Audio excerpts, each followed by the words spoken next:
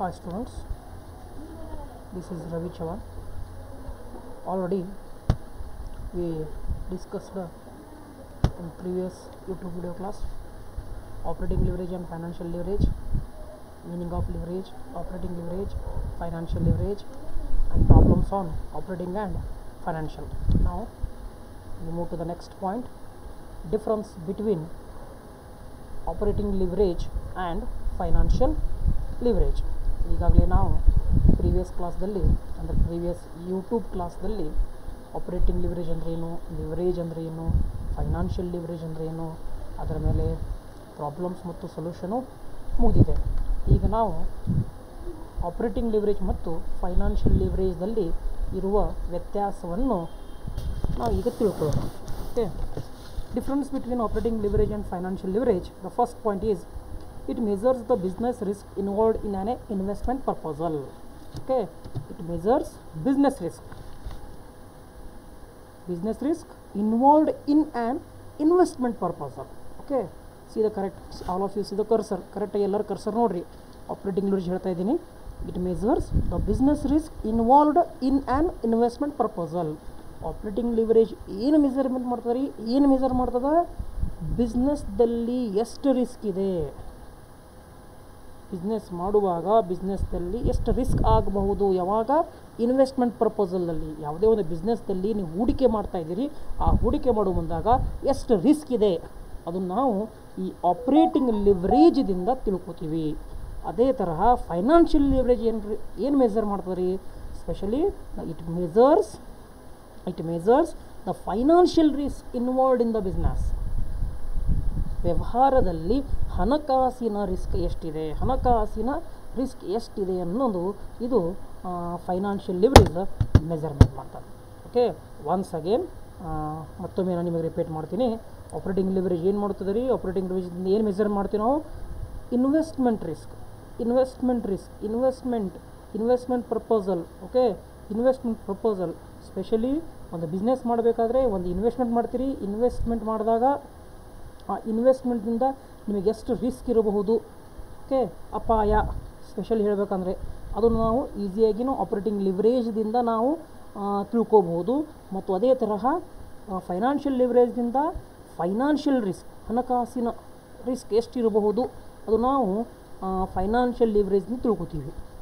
Next one, it measures the impact of changes in sales volume over EBIT or operating income. Operating ಲಿವರೇಜ್ನಿಂದ ನಾವು ಇನ್ನೊಂದು ಏನು ತಿಳ್ಕೊತೀವಿ, ಇನ್ನೊಂದು ಏನು ಮೆಜರ್ಮೆಂಟ್ ಮಾಡ್ತೀವಿ ಅಂದರೆ, ಏನಾದರೂ ಸೇಲ್ಸ್ ವ್ಯಾಲ್ಯೂಮ್ ಒಳಗೆ ಏನಾದರೂ ಚೇಂಜ್ ಆಯ್ತಂದರೆ EBITದಲ್ಲಿ ಎಷ್ಟು ಇಂಪ್ಯಾಕ್ಟ್ ಆಗಬಹುದು. ಅರ್ಥ ಆಯಿತು? ಸ್ವಲ್ಪ ಸೇಲ್ಸ್ ವ್ಯಾಲ್ಯೂಮ್ ಏನಾದರೂ ಹೆಚ್ಚಿಗೆ ಕಡಿಮೆ ಆಯಿತು, ಹೋದ ವರ್ಷ ಸೇಲ್ಸ್ ಹೆಚ್ಚಿಗಾಗಿತ್ತು, ಆಟೋಮೆಟಿಕ್ಲಿ ನಮ್ಮದು EBIT ಹೆಚ್ಚಿಗೆ ಬರ್ತದೆ ರೀ. ಈ ವರ್ಷ ಸೇಲ್ಸ್ ಕಡಿಮೆ ಆಯಿತು, ಆಟೋಮೆಟಿಕ್ಲಿ EBIT ಕಡಿಮೆ ಬರ್ತದೆ. EBIT ಅಂದರೆ profit. Okay, earning before interest and tax. Okay, ಅಂದರೆ ಆ ಎಷ್ಟು ಪ್ರಮಾಣದಲ್ಲಿ ಚೇಂಜ್ ಆಗ್ತಾ ಇದೆ, ಆ ಪ್ರಮಾಣವನ್ನು ಅಳತೆ ಮಾಡೋಕ್ಕೆ ನಮಗೆ ಆಪರೇಟಿಂಗ್ ಲಿವರೇಜ್ ಹೆಲ್ಪ್ ಮಾಡ್ತದೆ.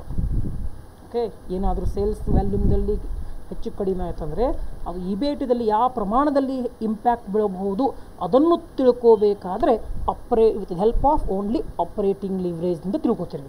ಅದೇ ತರಹ ನೋಡಿರಿ, it measures the impact of changes in sales volume over EBIT or operating income. Okay, ಅದೇ ಥರ ಫೈನಾನ್ಷಿಯಲ್ ಲಿವರೇಜಿಂದ ಏನು ಮೆಜರ್ ಮಾಡ್ಬೋದು, ಇಟ್ ಮೆಜರ್ಸ್ ದ ಚೇಂಜಸ್. ನೋಡಿರಿ, second point, it measures the changes in EPS due to changes in EBIT. ಅಂದರೆ EBITದಲ್ಲಿ ಏನಾದರೂ change ಆಯ್ತಂದರೆ EPS ಮೇಲೆ ಯಾವ ರೀತಿ ಇಂಪ್ಯಾಕ್ಟ್ ಆಗ್ತದೆ ಇದನ್ನು ನಾವು financial ಲಿವರೇಜ್ದಿಂದ ತಿಳ್ಕೊತೀವಿ.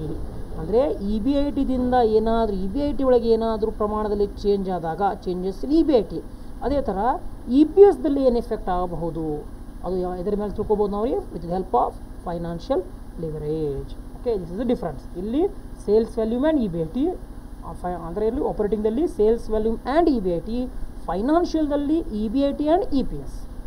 Next third point, operating side third point, it concerned with evaluation of operational efficiency of management. Okay, ಮ್ಯಾನೇಜ್ಮೆಂಟ್ದ operational ಎಫಿಷಿಯನ್ಸಿಯನ್ನು ನಾವು ವ್ಯಾಲ್ಯುವೇಷನ್ ಮಾಡ್ತೀವಿ. ಎಲ್ಲಿ ಆಪರೇಟಿಂಗ್ ಲಿವರೇಜ್ನಿಂದ ನಾವು ಮ್ಯಾನೇಜ್ಮೆಂಟ್ದ ಆಪರೇಷನಲ್ ಎಫಿಷಿಯನ್ಸಿಯನ್ನು ಇವ್ಯಾಲ್ಯುವೇಷನ್ ಮಾಡ್ತೀವಿ. ಓಕೆ, ಮೌಲ್ಯೀಕರಣ ಕನ್ನಡದಲ್ಲಿ ಹೇಳಬೇಕಂದ್ರೆ ಆಪರೇಷನಲ್ ಎಫಿಷಿಯನ್ಸಿ.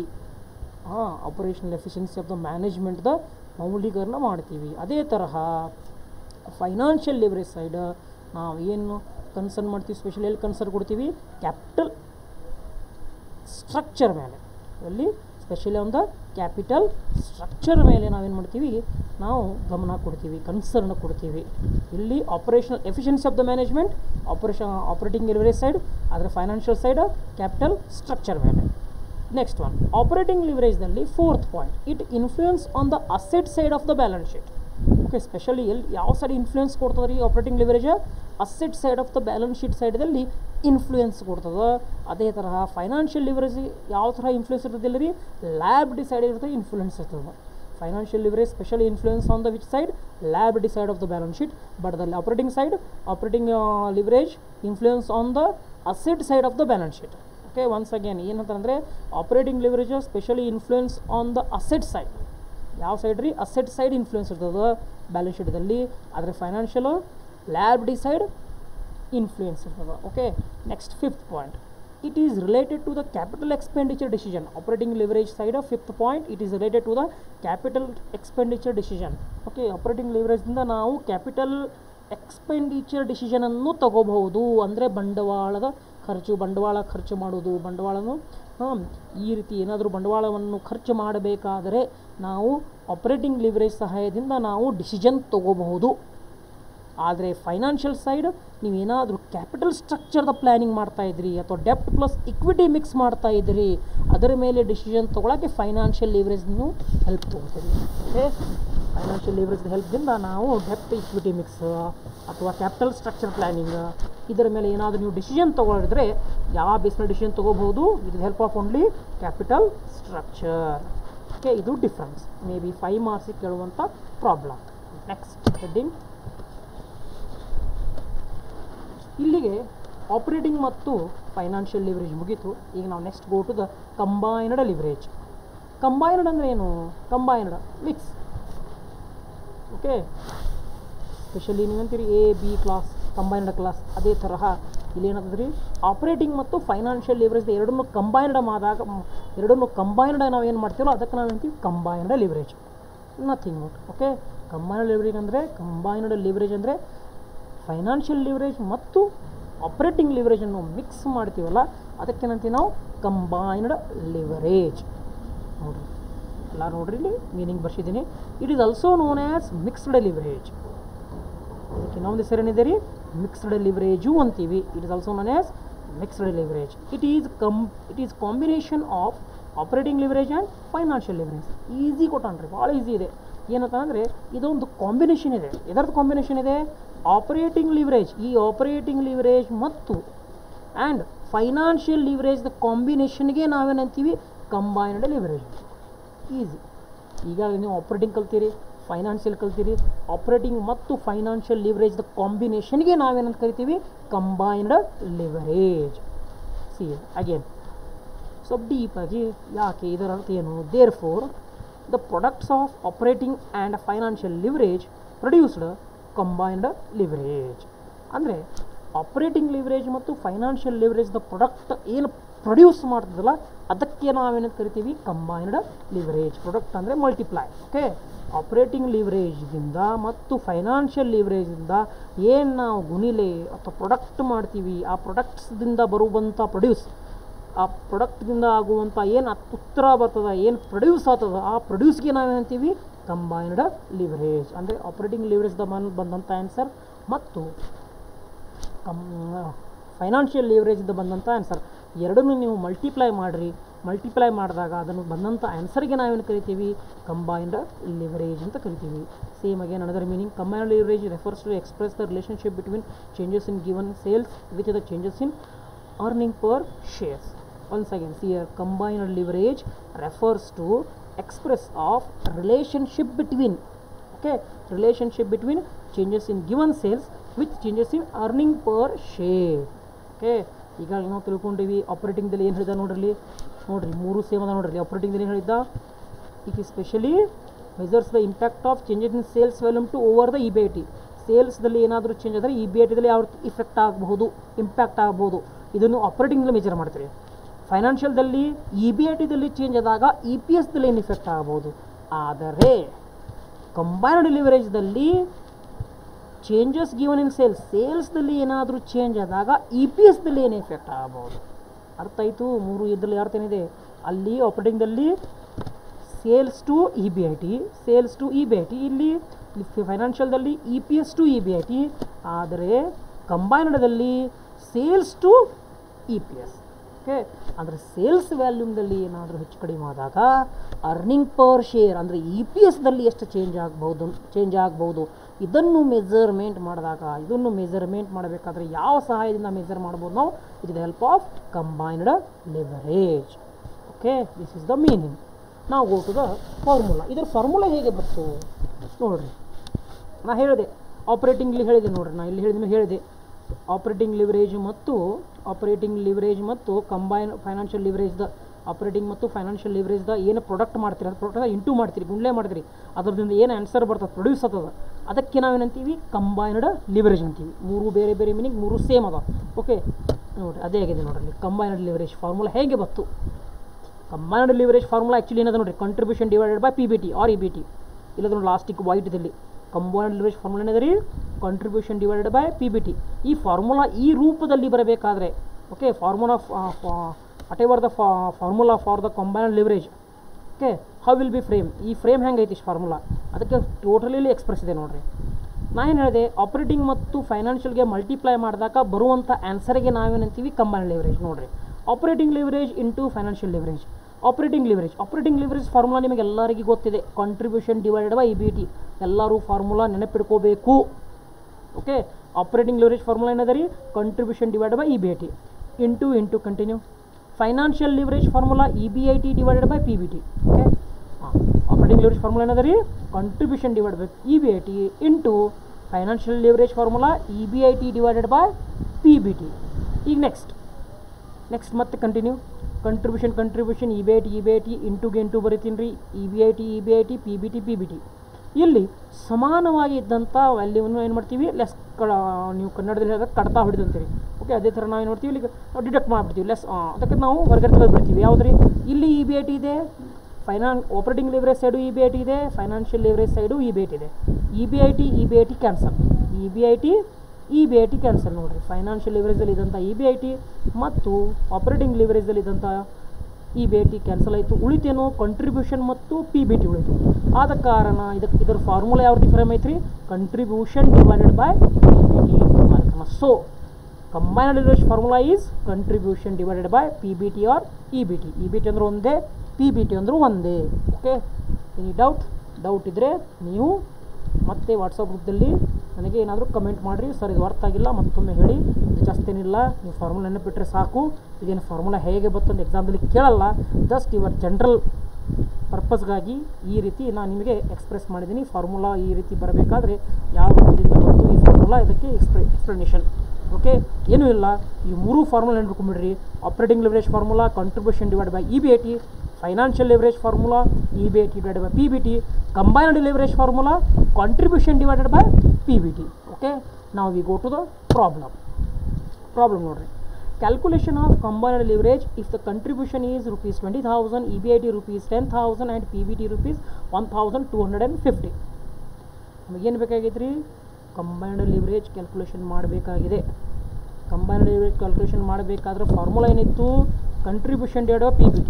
ಓಕೆ, ಪ್ರಾಬ್ಲಮ್ದಲ್ಲಿ ಕಂಟ್ರಿಬ್ಯೂಷನ್ ಇದೆ, EBIT ಇದೆ, PBT ಇದೆ. ಕಾರಣ ನಮಗೇನು ಬೇಕು, EBIT ಇಲ್ಲ, only contribution and PBT.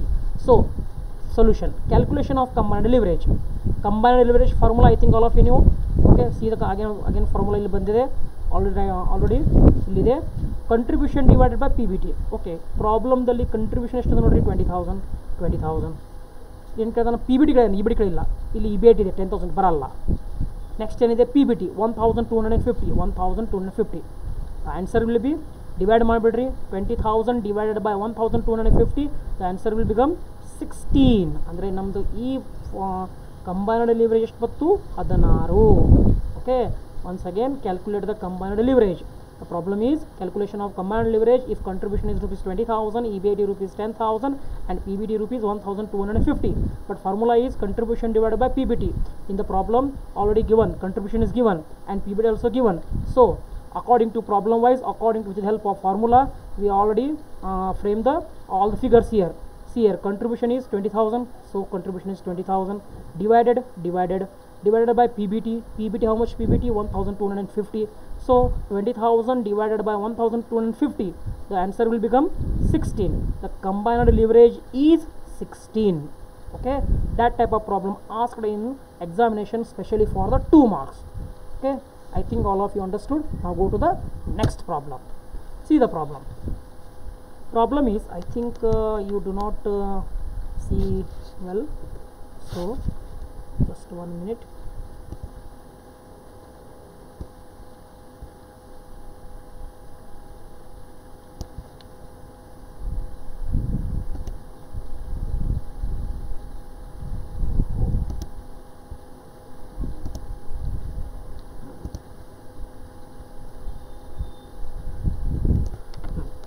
See the problem.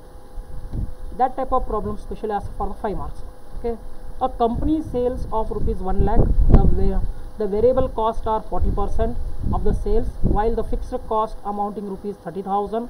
The amount of interest on long term debt is rupees 10,000. You are required to calculate the composite leverage or combined leverage. Both are same. Okay, don't confuse. Okay, ಇಲ್ಲೇನಂತ ಅಂದರೆ composite leverage ಮತ್ತು combined leverage ಅಂದರೂ ಎರಡೂ ಒಂದೇ, confuse ಆಗಕ್ಕೆ ಹೋಗಬೇಡ್ರಿ. Problem ಏನದಂದರೆ, ಆ company sales of rupees 1 lakh, ಕಂಪ್ನಿಯಲ್ಲಿ ಮಾರಾಟ ಆಗಿದೆ 1 ಲಕ್ಷ ರೂಪಾಯಿದ 1 ಲಕ್ಷ ರೂಪಾಯಿ ಗೂಡ್ಸ್ ಅಲ್ಲ, 1 ಲಕ್ಷ ರೂಪಾಯಿದ ಮಾರಾಟ ಆಗಿದೆ ರೂಪಾಯಿ. The variable cost of 40% on the sales, ಅಂದರೆ ಈ 1 ಲಕ್ಷ ರೂಪಾಯಿ ಮೇಲೆ ಏನು 1 ಲಕ್ಷ ರೂಪಾಯಿ ಬಂದಿದೆ ಮಾರಾಟ ಮಾಡಿದ ಮೇಲೆ, ಈ 1 ಲಕ್ಷ ರೂಪಾಯಿ ಮೇಲೆ ಆಲ್ರೆಡಿ 40% ಏನಾಗಿದೆ, ವೇರಿಯಬಲ್ ಕಾಸ್ಟ್ ಆಗಿದೆ. The sales while the fixed cost amounting rupees 30,000, ಆ ಸೇಲ್ಸ್ ಮಾಡಬೇಕಾದ್ರೆ 30% ಏನಾಗಿದೆ, ಫಿಕ್ಸ್ಡ್ ಕಾಸ್ಟ್ ಆಗಿದೆ. ಅಂದರೆ 1 ಲಕ್ಷ ರೂಪಾಯಿ ಮಾರಾಟ ಮಾಡಿ ಬಂದಿರಿ, ಈ 1 ಲಕ್ಷ ರೂಪಾಯಿ ಮಾರಾಟ ಮಾಡಬೇಕಾದ್ರೆ ಅದಕ್ಕೆ ಈಗ ಆದಂಥ ಖರ್ಚು 40% variable cost, 30,000 fixed cost. The amount of interest on long term loan debts of rupees 10,000, ಬಡ್ಡಿ ಬಂದಿದೆ, ಲಾಂಗ್ ಟರ್ಮ್ ಡೆಪ್ಟ್ ಮೇಲೆ ಬಂದಂಥ ಇಂಟ್ರೆಸ್ಟ್ ಬಡ್ಡಿ ಎಷ್ಟಿದೆ, 10,000. You are required to calculate composite leverage, ನೀವೇನು ಕ್ಯಾಲ್ಕುಲೇಷನ್ ಮಾಡಬೇಕು, ಕಂಪೋಸಿಟ್ ಅಂದರೆ ಕಂಬೈನ್ಡ್ ಲಿವರೇಜ್ ಕ್ಯಾಲ್ಕುಲೇಷನ್ ಮಾಡಬೇಕು. ಈಗಾಗಲೇ ನಮಗೆಲ್ಲರಿಗೆ ಫಾರ್ಮುಲಾ ಗೊತ್ತಿದೆ, contribution divided by P B T. So ಇಲ್ಲಿ ಎಲ್ಲಿ ಪ್ರಾಬ್ಲಮ್ದಲ್ಲಿ ಕಂಟ್ರಿಬ್ಯೂಷನ್ ಪಿ ಬಿ ಟಿ ಅಂದರೆ ಈ ಪ್ರೀವಿಯಸ್ ಪ್ರಾಬ್ಲಮ್ ಥರ ಏನೂ ಕೊಟ್ಟಿಲ್ಲಲ್ರಿ, ಆದ ಕಾರಣ ಇಲ್ಲಿ ಕೊಟ್ಟಿಲ್ಲ. ನಿಮಗೆ ಈಗಾಗಲೇ ಹೇಳಿದ್ದೆ, ನಾವು ಯಾವಾಗಲೂ ಫಸ್ಟಿಗೆ ನಾನು ಲಿವರೇಜ್ ಸ್ಟಾರ್ಟ್ ಮಾಡಿದಾಗ ಹೇಳಿದ್ದೆ, ನಾವು ಯಾವಾಗಲೂ ಈ ಫಾರ್ಮ್ಯಾಟ್ ನಿಮ್ಮ ಪಕ್ಕ ಇರಬೇಕು. ಈ ಫಾರ್ಮ್ಯಾಟ್ ಭಾಳ ಇಂಪಾರ್ಟೆಂಟ್ ಇದೆ. ನಾ ಲಿವರೇಜ್ ಕ್ಲಾಸ್ ಸ್ಟಾರ್ಟ್ ಮಾಡೋ ಮುಂದಾಗಿ ಇದೊಂದು ಫಾರ್ಮ್ಯಾಟ್ ಕೊಟ್ಟಿದ್ದೆ ನಿಮಗೆ, ಇಲ್ಲದೆ ನೋಡಿರಿ ಪರ್ಟಿಕ್ಯುಲರ್ ಫಾರ್ಮ್ಯಾಟ್. ಈ ಫಾರ್ಮ್ಯಾಟ್ ನೀವು ಪರ್ಫೆಕ್ಟ್ ಮಾಡ್ಕೋಬೇಕು. Sales less variable cost less fixed cost less interest less tax, ಇದು ಏನು ಫಾರ್ಮ್ಯಾಟ್ ಅದಲ್ಲ ನಿಮಗೆ ಪರ್ಫೆಕ್ಟ್ ಆಗಿರಬೇಕು. ಇದರ ಮೇಲೆ ಇದು ಇದೆ. ಓಕೆ, ಅಲ್ಲಿಂದ ನಮಗೆ ಏನು ಮಾಡ್ಬೋದು ರೀ, ಕಂಟ್ರಿಬ್ಯೂಷನ್ ಬರ್ತದೆ ನೋಡಿರಿ. ಈ ಫಾರ್ಮ್ಯಾಟ್ದಿಂದ ನಮಗೆ ಕಂಟ್ರಿಬ್ಯೂಷನ್ ಬರ್ತದೆ, ಈ ಫಾರ್ಮ್ಯಾಟ್ದಿಂದ ನಮಗೆ ಇ ಬಿ ಐ ಟಿ ಬರ್ತದೆ, ಇದೇ ಫಾರ್ಮ್ಯಾಟ್ದಿಂದ ನಾವೇನು ತೊಗೋಬೋದು ರೀ, ಪಿ ಬಿ ಟಿ ತೊಗೋಬೋದು. ಸೊ ನಿಮಗೆಲ್ಲರಿಗೆ ಫಾರ್ಮ್ಯಾಟ್ ಫಿಕ್ಸ್ ಆಗಿ ಗೊತ್ತಿರಬೇಕು. ಓಕೆ, ಈಗ ಫಾರ್ಮುಲಾ ಏನಿದೆ, contribution divided P B T. ನಮಗಿಲ್ಲಿ ಕಂಟ್ರಿಬ್ಯೂಷನ್ ಇಲ್ಲ, ಪಿ ಬಿ ಟಿ ಇಲ್ಲ. ಆದ ಕಾರಣ ಈ with help of this format we can find out contribution and also P B T. ಈ ಫಾರ್ಮ್ಯಾಟ್ದಿಂದ ನಾವು ಕಂಟ್ರಿಬ್ಯೂಷನ್ ಮತ್ತು ಪಿ ಬಿ ಟಿಯನ್ನು ಫೈಂಡ್ ಔಟ್ ಮಾಡೋಣ. ಸೇಲ್ಸ್ ಎಷ್ಟು ಇದ್ದಾನೆ, ಸೇಲ್ಸ್ ನೋಡಿರಿ, ಸೇಲ್ಸ್ ಬರಿತೀವಿ ಪರ್ಟಿಕ್ಯುಲರ್ ರುಪೀಸ್ ಕಾಲಮ್. ಈ ರೀತಿ ನೀವು ಎಕ್ಸಾಮ್ದಲ್ಲಿ ಮಾಡೇಬೇಕು, ಈ ರೀತಿ ಕಾಲಮ್ ಪ್ರಿಪೇರ್ ಮಾಡೇಬೇಕು. ಹಾಂ, ಸೇಲ್ಸ್ ಎಷ್ಟಿದೆ, sales 1 lakh 1 lakh less variable cost. Variable cost ಏನಂತ ನೋಡಿರಿ, the variable cost are 40% of the sales, ಅಂದರೆ ಸೇಲ್ಸ್ ಮೇಲೆ 40% ತೊಗೋಬೇಕು. ಸೇಲ್ಸ್ ಎಷ್ಟಿದೆ, 1 ಲ್ಯಾಕ್, 1 ಲ್ಯಾಕ್ ಮೇಲೆ 40% ಎಷ್ಟಾಯಿತು, 40,000. ಓಕೆ, ಆದ ಕಾರಣ variable cost 40,000. Okay, variable cost ಎಷ್ಟು ಬಂತು, 40,000. ಸೇಲ್ಸ್ನಿಂದ ವೇರಿಯಬಲ್ ಕಾಸ್ಟ್ ಏನು ಮಾಡಬೇಕು, ಲೆಸ್ ಮಾಡಬೇಕು. From the sales we deduct variable cost. 1 lakh minus 40,000, remaining value will become 60,000. That 60,000 is called as contribution. Okay, sales in the whatever the sales are given 1 lakh, on that we deduct variable cost 40,000, the remaining value is 60,000. That value is called as contribution. Next, sales in the sales 1 lakh ಇತ್ತು, ಅದರಿಂದ ನಾವು 40,000 ಏನು ಮಾಡ್ತೀವಿ, variable cost less ಮಾಡ್ತೀವಿ, ಉಳಿತೆಷ್ಟು 60,000. ಈ 60,000 ಏನಂತೀವಿ, contribution. Next From contribution, again we deduct fixed cost. Already fixed cost is given in the problem. See the here problem. The fixed cost amounting to rupees 30,000. That's why we taken 30,000 here as a fixed cost. From 60,000 is a contribution. 60,000 we deduct fixed cost 30,000. The remaining value is 30,000. That 30,000 is called as EBIT. Okay, ಈಗಾಗಲೇ format ನಿಮಗೆ ಎಲ್ಲರಿಗೂ ಗೊತ್ತಿದೆ. Sales less variable cost less fixed cost less interest less tax. ಅದೇ ಥರ ಈಗ ನಾವು contribution 60 ಬಂದಿದೆ. Okay, already ನಾವು ಸೇಲ್ಸ್ದಿಂದ ವೇರಿಯಬಲ್ ಕಾಸ್ಟ್ ಲೆಸ್ ಮಾಡಿದ್ದೀವಿ, ಕಂಟ್ರಿಬ್ಯೂಷನ್ ಬಂದಿತ್ತು 60. ಈ 60ದಿಂದ ನಾವೇನು ಲೆಸ್ ಏನು ಮಾಡಬೇಕು ರೀ? ಫಿಕ್ಸ್ಡ್ ಕಾಸ್ಟ್ ಲೆಸ್ ಮಾಡಬೇಕು. ಎಷ್ಟು? 30,000. ಸೊ 30,000 ಹೇಗೆ ತೊಗೊಂಡ್ರಿ? ಇಲ್ಲ ನೋಡಿರಿ ಪ್ರಾಬ್ಲಮ್ದಲ್ಲಿ fixed cost amounting to rupees 30,000 ಕೊಟ್ಟಿದ್ದಾನೆ. ಆದ ಕಾರಣ ಈ 60,000ದಿಂದ 30,000 ರೂಪಾಯಿ ಫಿಕ್ಸ್ಡ್ ಕಾಸ್ಟ್ ನಾವು ಲೆಸ್ ಮಾಡ್ತೀವಿ. ಉಳಿದಂಥ ವ್ಯಾಲ್ಯೂ 30,000. ಈ 30,000ಗೆ ನಾವೇನು ಕರಿತೀವಿ? EBIT. ಈಗ EBIT 30,000 ಬಂತು. ನೆಕ್ಸ್ಟ್ ಏನು ಮಾಡಬೇಕು ರೀ? ಇಂಟ್ರೆಸ್ಟ್. ನೋಡಿರಿ, ಇಂಟ್ರೆಸ್ಟ್ ಕೊಟ್ಟಾನ ಪ್ರಾಬ್ಲಮ್ದಲ್ಲಿ the amount of interest on long term ಡೆಪ್ಟ್ rupees 10,000. ಸೊ ಮತ್ತೆ ನಾವೇನು ಮಾಡ್ತೀವಿ? ಲೆಸ್ ಇಂಟ್ರೆಸ್ಟ್ ಆನ್ ಡೆಪ್ಟ್ 10,000 ಲೆಸ್ ಮಾಡಿದ್ವಿ. 30ದಿಂದ 10,000 ಲೆಸ್ ಮಾಡಿದ್ರಿ, ಏನದು? ಇಂಟ್ರೆಸ್ಟ್ ಲೆಸ್ ಮಾಡಿದ್ರಿ. ಉಳಿತೆಷ್ಟು? 20,000. ಈ 20,000ಗೆ ನಾವೇನಂತೀವಿ? PBT. ನೆಕ್ಸ್ಟ್ ಮುಂದೆ ಹೋಗೋ ಜರೂರತ್ತಿಲ್ಲ, ನೆಕ್ಸ್ಟ್ ಮುಂದೆ ಹೋಗಬೇಡ್ರಿ. ಯಾಕಂದರೆ ನಮ್ಮ ಫಾರ್ಮುಲಾಗೆ ಏನು ಬೇಕಾಗಿದೆ? ಕಂಟ್ರಿಬ್ಯೂಷನ್. ನೋಡಿರಿ, formula combined leverage contribution find out ಮಾಡಿರಿ 60,000. ನೆಕ್ಸ್ಟ್ ಏನಿದೆ? PBTನೂ ಫೈಂಡ್ ಔಟ್ ಮಾಡಿರಿ 20,000. ಫಾರ್ಮುಲಾ ನಮಗೆ ಏನು ಬೇಕಾಗಿತ್ತು ಅವೆಲ್ಲ ಫಿಗರ್ಸ್ ನಾವೇನು ಮಾಡಿದ್ದೀವಿ? With the help of this format ನಾವು ಫೈಂಡ್ ಔಟ್ ಮಾಡಿದ್ದೀವಿ. ನೋಡಿರಿ, ಇಂಗ್ಲೀಷ್ದಲ್ಲಿ after deducting the fixed cost, the remaining value is 30,000. After 30,000 we again deduct the interest on debt. The interest on debt is 10,000. That 10,000 is given in the problem. So see here, see all of you see the problem. The amount of interest on long term debt of rupees 10,000. So that 10,000 is deducted from the EBIT.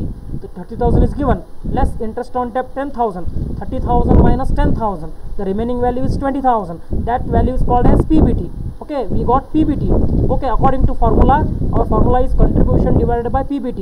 So all the contribution and PBT, whatever the answer we want, that answer is find out from with the help of this format. So contribution is 60,000 and PBT is 20,000. Okay, next formula again once again ಬರೀಬೇಕು. combined leverage is equal to contribution divided by PBT. Contribution 60 ಇದೆ, ಅದಕ್ಕೆ 60,000. PBT 20 ಇದೆ, 20,000. 60 divided by 20,000, 60,000 divided by 20,000. Our answer is 3. Okay, ಇಲ್ಲೇನು ಬಂತು? Combined leverage ಎಷ್ಟು ಬಂತು? 3. Formula ಪ್ರಕಾರ ನಮಗೆ 1 ಮೀಟರ್ 0 ಎಕ್ಸ್ಟ್ರಾ ಆಗಿದೆ. ಕಂಬೈನ್ಡ್ ಲಿವರೇಜ್ ಪ್ರಕಾರ ನಾವು ಕಂಟ್ರಿಬ್ಯೂಷನ್ ಫೈಂಡ್ ಔಟ್ ಮಾಡಿದ್ದೀವಿ 60,000 ಬರ್ತೀವಿ. PBT ಫೈಂಡ್ ಔಟ್ ಮಾಡಿದ್ದೀವಿ 20,000. ಅದಕ್ಕೆ 60,000 ಡಿವೈಡೆಡ್ ಬೈ 20,000 ಮಾಡ್ತೀರಿ. ಆನ್ಸರ್ ಎಷ್ಟು ಬಂತು? 3. ಇದಕ್ಕೇನಂತೀವಿ? Combined leverage. ತಿಳಿದಿಲ್ಲ ಅಂದರೆ ಮತ್ತೆ ನನಗೆ ವಾಟ್ಸಪ್ದಿಂದ ಕಮೆಂಟ್ ಗ್ರೂಪ್ದಲ್ಲಿ ಕಮೆಂಟ್ ಮಾಡ್ಬೋದು. ಸರ್ ಇದು ತಿಳಿದಿಲ್ಲ, ಮತ್ತೊಮ್ಮೆ ಎಕ್ಸ್ಪ್ಲೇನ್ ಮಾಡಿರಿ, ನಾನು ಮತ್ತೊಮ್ಮೆ ಎಕ್ಸ್ಪ್ಲೇನ್ ಮಾಡುತ್ತೇನೆ. ನಾವು ಈಗ go to the next problem. ನೋಡಿರಿ, ಈ ವಿಡಿಯೋದಲ್ಲಿ ನಿಮಗೆ 3 ಪ್ರಾಬ್ಲಮ್ ಸಾಲ್ವ್ ಮಾಡಿದ್ದೀನಿ. 10 ಮಾರ್ಕ್ಸಿಗೆ ಹೆಂಗೆ ಬರ್ಬೋದು, 5 ಮಾರ್ಕ್ಸಿಗೆ ಯಾವ ರೀತಿ ಬರ್ಬೋದು. ಓಕೆ, ನಾವು ದ್ಯಾಟ್ ಟೈಪ್ ಆಫ್ ಪ್ರಾಬ್ಲಮ್ ಇಲ್ಲಿ ನೋಡಿರಿ. ನೆಕ್ಸ್ಟ್ ಪ್ರಾಬ್ಲಮ್ 10 ಮಾರ್ಕ್ಸಿಗೆ ಕೇಳುವಂಥ ಪ್ರಾಬ್ಲಮ್ ಸ್ಪೆಷಲಿ. ಈಸಿ ಇದೆ. ಇದು ಏನಿದೆ, ಈಗ ನಾವು ಕಂಬೈನ್ಡ್ ಲಿವರೇಜ್ ತಿಳ್ಕೊಂಡ್ರಿ, ಆಪರೇಟಿಂಗ್ ತಿಳ್ಕೊಂಡ್ರಿ, ನೆಕ್ಸ್ಟ್ ಯಾವುದದು ಫೈನಾನ್ಷಿಯಲ್ ತಿಳ್ಕೊಂಡ್ರಿ. ಈಗ 3 ಕೂಡಿಸಿ ಹೆಂಗೆ ಕೇಳ್ತಾರೆ ನೋಡಿರಿ 10 ಮಾರ್ಕ್ಸಿಗೆ. ಸಿ ಇದೆ problem. Calculation of operating, financial and combined leverage. Okay, ನಾವೇನು ಕ್ಯಾಲ್ಕುಲೇಷನ್ ಮಾಡಬೇಕು? ಆಪರೇಟಿಂಗು ಕ್ಯಾಲ್ಕುಲೇಷನ್ ಮಾಡಬೇಕು, ಫೈನಾನ್ಷಿಯಲು ಕ್ಯಾಲ್ಕುಲೇಷನ್ ಮಾಡಬೇಕು, ಕಂಬೈನ್ಡು ಕ್ಯಾಲ್ಕುಲೇಷನ್ ಮಾಡಬೇಕು. ಫ್ರಮ್ ದ ಫಾಲೋಯಿಂಗ್ ಇನ್ಫಾರ್ಮೇಷನ್, ಕೆಳಗೆ ಕೊಟ್ಟಂಥ ಇನ್ಫಾರ್ಮೇಷನಿಂದ ನೀವು ಕ್ಯಾಲ್ಕುಲೇಷನ್ ಮಾಡಬೇಕು. ಆಫ್ ಸುಧೀಂದ್ರ ಇಂಡಸ್ಟ್ರೀಸ್ ಲಿಮಿಟೆಡ್ದಿಂದ ನೀವು ಫೈನಾನ್ಷಿಯಲ್ ಲಿವರೇಜ್, ಆಪರೇಟಿಂಗ್ ಲಿವರೇಜ್ ಮತ್ತು ಕಂಬೈನ್ಡ್ ಲಿವರೇಜನ್ನು ಕ್ಯಾಲ್ಕುಲೇಷನ್ ಮಾಡಬೇಕು. ಕೆಲವೊಂದು ಫಿಗರ್ಸ್ ಕೊಟ್ಟಿದ್ದಾನೆ, ಕೆಲವೊಂದು ಇಂಪಾರ್ಟೆಂಟ್ ಐಟಮ್ಸ್ ಕೊಟ್ಟಿದ್ದಾನೆ, ಸೇಲ್ಸ್ ಕೊಟ್ಟಿದ್ದಾನೆ. ಸೇಲ್ಸ್ ಇದು ಅಮೌಂಟ್ ಅಲ್ಲ, ಯೂನಿಟ್ ಇದೆ, ಅಂದರೆ ಗೂಡ್ಸ್ ಕ್ವಾಂಟಿಟಿಯಲ್ಲಿ ಕೊಟ್ಟಿದ್ದಾನೆ. 2 lakh units sales, 2 lakh unit sales ಆಗಿದೆ. ಪ್ರತಿಯೊಂದು ಯೂನಿಟ್ಗೆ ಬೆಲೆ ಎಷ್ಟಿದೆ? 50 per ಯೂನಿಟ್. ಪ್ರತಿಯೊಂದು ಯೂನಿಟ್ ಬೆಲೆ ಎಷ್ಟಿದೆ ರೀ? 50 per unit. Total 2 lakh unit ಮಾರಾಟ ಆಗಿದೆ, ಸೇಲ್ಸ್ ಆಗಿದೆ. ಪ್ರತಿಯೊಂದು ಯೂನಿಟ್ದ ಬೆಲೆ per unit cost is ₹50. Okay, 50. See the problem. See the all of you cursor. Variable cost rupees 18. Variable cost ಎಷ್ಟಿದೆ 18. ಸೇಲ್ಸ್ ಮಾಡಬೇಕಾದ್ರೆ ಆದಂಥ ವೇರಿಯಬಲ್ ಕಾಸ್ಟ್ ಎಷ್ಟು 18. Next fixed cost rupees 25 lakh. Okay, ಇದು ಫಿಕ್ಸ್ಡ್ ಕಾಸ್ಟ್ ಯಾವಾಗಲೂ fix ಆಗಿರ್ತದೆ. ಅಂದರೆ total ಮಾರಾಟ ಮಾಡಬೇಕಾದ್ರೆ ನಿಮಗಾದಂಥ ಫಿಕ್ಸ್ಡ್ ಚಾರ್ಜಸ್, ಫಿಕ್ಸ್ಡ್ ಕಾಸ್ಟ್ ಎಷ್ಟು ಬಂದಿದೆ 25 lakh. ಇಂಟ್ರೆಸ್ಟ್ ಆನ್ ಡೆಪ್ಟ್ ರುಪೀಸ್ 2 lakh. ಇಂಟ್ರೆಸ್ಟ್ ಆನ್ ಡೆಪ್ಟ್ ಬಡ್ಡಿ ಎಷ್ಟು ಬಂದಿದೆ 2 lakh. ಸೇಮ್ ಅಗಳಂಗೆ ಪ್ರಾಬ್ಲಮ್, ಯಾವುದೂ ಚೇಂಜ್ ಇಲ್ಲ, ಅದೇ ಥರ ಫಾರ್ಮ್ಯಾಟ್, ಅದೇ ಥರ ಸೊಲ್ಯೂಷನ್. ಅದಕ್ಕೆ ಕಾರಣ ನಾನು ಮತ್ತೆ PPT ವರ್ಕ್ ಮಾಡೋಕ್ಕೆ ಹೋಗಿಲ್ಲ, ಡೈರೆಕ್ಟ್ಲಿ ಅದೇ ಪ್ರಾಬ್ಲಮ್ ಫೋಟೋ ತೊಗೊಂಡು ನಾನು ಇಲ್ಲಿ ಕ್ಲಿಪ್ ಮಾಡಿಬಿಟ್ಟಿದ್ದೀನಿ, ಫಿಕ್ಸ್ ಮಾಡಿದ್ದೀನಿ. ತಾವೆಲ್ಲರೂ ತಿಳ್ಕೊರಿ, ಈಸಿ ಇದೆ, ಟೈಮ್ ವೇಸ್ಟ್ ಆಗ್ತದೆ. Calculation of leverage of Sudhindra Industries Limited. Calculation of leverage solution ನೋಡಿರಿ. Calculation of leverage of Sudhindra Industries Limited. ಇಲ್ಲಿ ಪರ್ಟಿಕ್ಯುಲರ್ ಇದೆ ಕಾಲಮ್ ಇದೆ, ಇಲ್ಲಿ ಅಮೌಂಟ್ ಕಾಲಮ್ ಇದೆ. ಪರ್ಟಿಕ್ಯುಲರ್ ಕಾಲಮ್ ನೋಡಿರಿ, ಸೇಲ್ಸ್ ಇದೆ, same whatever the given. For example ಈಗಾಗಲೇ ನಿಮಗೆ ಕ್ಲಾಸಲ್ಲಿ ಹೇಳಿದ್ದೆ, ಫಾರ್ಮ್ಯಾಟ್ ನೀವು ಸರಿಯಾಗಿ ತಿಳ್ಕೋಬೇಕು. ಸೇಲ್ಸ್ ನೋಡಿರಿ, ಫಾರ್ಮ್ಯಾಟ್ದಲ್ಲಿ ಆಲ್ರೆಡಿ ಸೇಲ್ಸ್ ಕೊಟ್ಟಿದ್ದಾನೆ. Sales is rupees 2 lakh per cost of rupees 50 per unit. So 2 lakh into 50, the value become total value become I think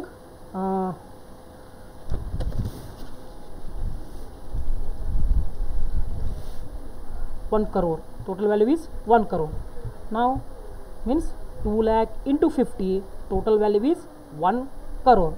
Next, less variable cost. Variable cost is already given 18 per unit, means 18 per unit. Per unit cost is 18.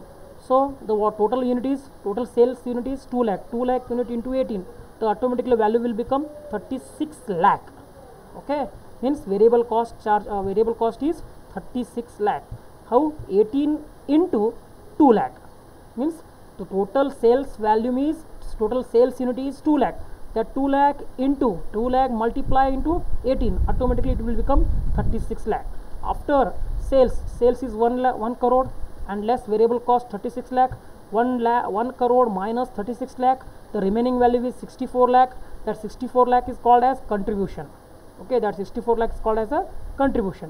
Again we less fixed charges. The fixed charges are given in the problem. See the problem, all of you. The fixed charges is rupees 25 lakh. The fixed charge is 25 lakh. Again we have the contribution 64 lakh. 64 lakh minus fixed charges 25 lakh.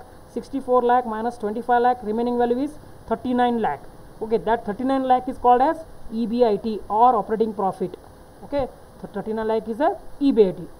Now again 39 lakh we less again interest. Interest in the also given in the formula problem. Interest on debt of rupees 2 lakh. So operating profit or EBIT is 39 lakh. Less interest on debt, how much? 2 lakh. 39 lakh minus 2 lakh, again remaining value is 37 lakh. That 37 lakh is called as earning before tax, EBT or PBT. Okay, so with the help of this format, whatever our formula is required, that all figures are find out. See the first one, operating leverage formula, contribution and EBIT. So we have the contribution here 64 and PBT is 37. PBT EBIT is 39. Okay, our formula is contribution and EBIT. Contribution is 64 and EBIT is 39. Again we go move to the next formula, financial leverage, EBIT and PBT. So we again with the help of this format we find out EBIT also and also 13 lakh and EBT or PBT also 37. Both are find out. Again we move to the next one, combined leverage. With the help of combined leverage, our formula is contribution and EBIT. See their contribution is 64 and EBIT is 39. Okay, there is I think print mistake.